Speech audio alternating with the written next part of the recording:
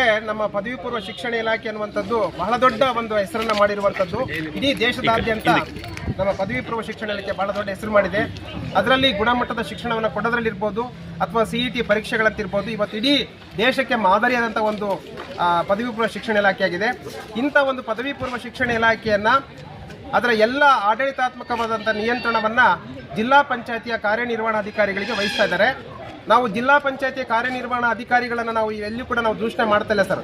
ಯಾಕೆಗಾಗಿ ಭಾಳಷ್ಟು ಇಲಾಖೆಗಳ ಒಂದು ಕಾರ್ಯಭಾರವನ್ನು ಹೊಂದಿರುವಂಥ ಜಿಲ್ಲಾ ಪಂಚಾಯತಿ ಕಾರ್ಯನಿರ್ವಹಣಾಧಿಕಾರಿಗಳಿಗೆ ಈ ಒಂದು ಜವಾಬ್ದಾರಿಯನ್ನು ಕೊಟ್ಟರೆ ಎಲ್ಲ ಒಂದು ಕಡೆಗೆ ನಮ್ಮ ಶಿಕ್ಷಣ ಇಲಾಖೆಗೆ ದೊಡ್ಡ ಒಂದು ಪೆಟ್ಟಾಗುತ್ತೆ, ಇದರ ಒಂದು ಅಸ್ಮಿತೆಗೆ ಭಾಳ ದೊಡ್ಡ ತೊಡಕಾಗುತ್ತೆ ಅನ್ನುವಂಥ ಭಾವನೆಯಲ್ಲಿ ನಾವು ಈ ಒಂದು ಪ್ರಸ್ತಾವನೆ ಈಗಾಗಲೇ ಸರ್ಕಾರದ ಮುಂದಿದೆ, ಇದನ್ನು ಹಿಂಪಡಿಬೇಕನ್ನುವಂಥ ಕಾರಣಕ್ಕಾಗಿ ನಾವು ಈ ಒಂದು ಮೌನ ಪ್ರತಿಭಟನೆ ಹಾಗೂ ಮನವಿ ಪತ್ರವನ್ನು ಸಲ್ಲಿಸುವಂಥ ಒಂದು ಕಾರ್ಯಕ್ರಮ ಇವತ್ತು ಹಮ್ಮಿಕೊಂಡಿದ್ದೀವಿ. ಮಲ್ಲೇಶ್ BR ಅಂತೇಳಿ, ಚಿತ್ರದುರ್ಗ ಜಿಲ್ಲಾ ಉಪನ್ಯಾಸಕರ ಸಂಘದ ಅಧ್ಯಕ್ಷರು. ನಾವು ಏನಾಗಿದೆ, ಈಗ CEO ಶಿಫಾರಸು ಮಾಡ್ತಾ ಇದ್ದಾರೆ.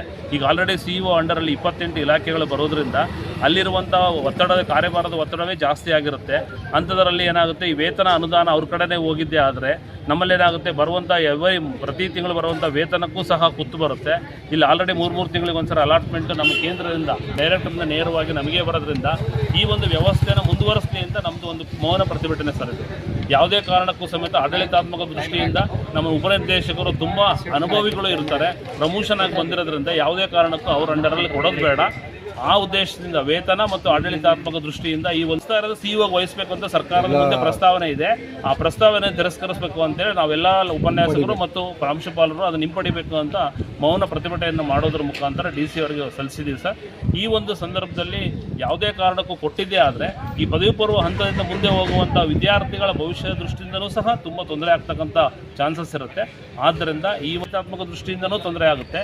ಮತ್ತು ವೇತನ ಶಿಕ್ಷಕರ ಈ ಪ್ರತಿಯೊಂದು ವೇತನ ಅವ್ರು ಬರ್ತಕ್ಕಂಥ ಯಾವುದೇ ಒಂದು ಸವಲತ್ತುಗಳು ಸಹ ಇಲ್ಲಿಂದ ಸುಲಲಿತವಾಗಿ ಬರೋದು ತಪ್ಪುತ್ತೆ. ಈಗ ಬರ್ತಕ್ಕಂಥ ವ್ಯವಸ್ಥೆಯನ್ನು ಮುಂದುವರಿಸ್ಕೊಂಡು ಹೋಗಬೇಕು ಎಂಬುದು ನಮ್ಮೆಲ್ಲರ ಅಭಿಪ್ರಾಯ. ನನ್ನ ಹೆಸರು ರಾಜೇಶ್ ಅಂತ, ಪ್ರಾಂಶುಪಾಲರ ಸಂಘದ ಜಿಲ್ಲಾಧ್ಯಕ್ಷರು, ಚಿತ್ರದುರ್ಗ.